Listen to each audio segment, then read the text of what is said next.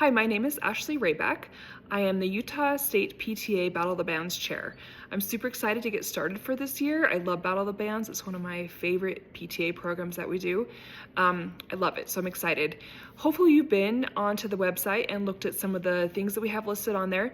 If you have not, you can just go to utahpta.org, and on the very top there is a PTA blue banner, and on that banner to the far right is a little person icon. If you click on that person icon, it brings a drop-down menu, and on that menu you'll see Battle of the Bands. When you click on there, you can see has all the information, and if you scroll down, there's information for chairs, there's information for participants, and you can see that the rules are listed. They'll say 2024-25. You can just click on that and you can read them. I want you to make sure you read them because there are a few changes that have come since last year. There are a few we did last year that were different than the previous year, so I just want to make sure you sign them. If you have bands that are in violation of the rules, we will disqualify them, so we don't want to have to do that. We just want to have the rules correct for everyone, and when you sign them, I want you to make sure you know what they say. I'm just going to go over a couple changes that we have made from last year that we learned from, and also just mention one or two that were not new this year but were new last year, and it's just something I want to highlight. So first of all, the age specification has been taken out. It just says grades 9 through 12. Because school districts in Utah are different, there are some junior highs that have 9th grade, and there are some high schools that have 9th grade. So we're just taking out specifying whether it's junior high, high school, whatever. It just says grades 9 through 12. There is no age thing on there anymore. You cannot be graduated from high school. So all students need to be enrolled grades 9 through 12. Secondly, local contests are to be held between December 1st and February 28th. We especially need to have that later deadline because we have multi-regions we need to prepare for, we have state Battle of the Bands we need to prepare for, and we need to have those bands entered and ready to go.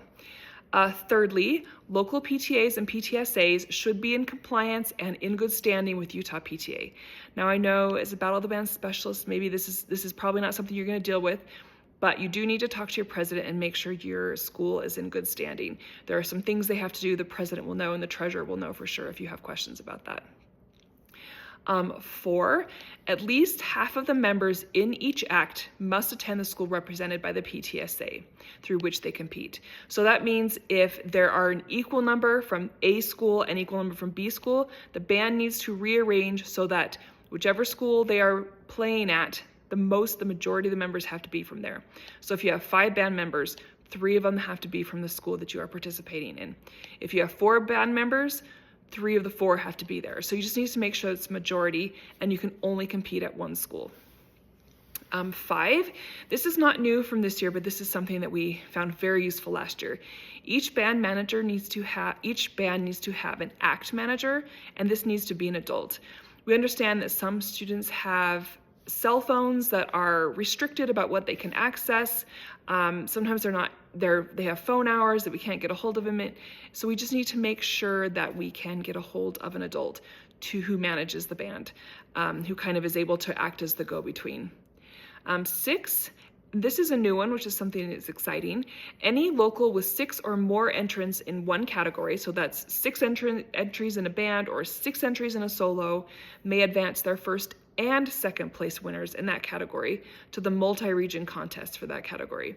So the reason why we did this is because we realized that some schools had one band that they were forwarding on, and then we'd have kind of small multi-region contests. And so some of those bands that had come from schools with 6 or 7 bands had already competed against as many or more bands and were in the multi-region contest.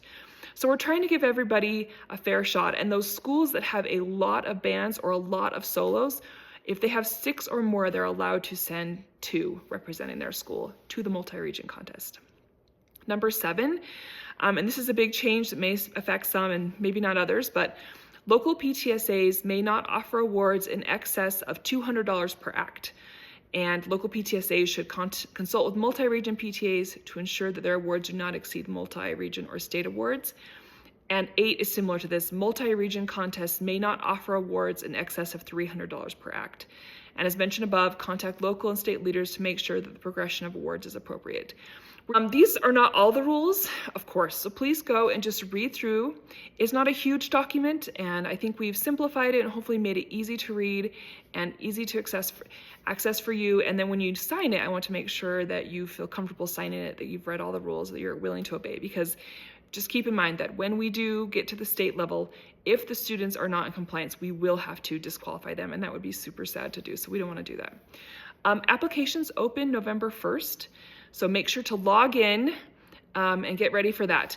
Now, another thing with that, when bands are entering, they need to make sure that they go back to their application that they have started. We had many bands last year who every time they logged in, they created a new application.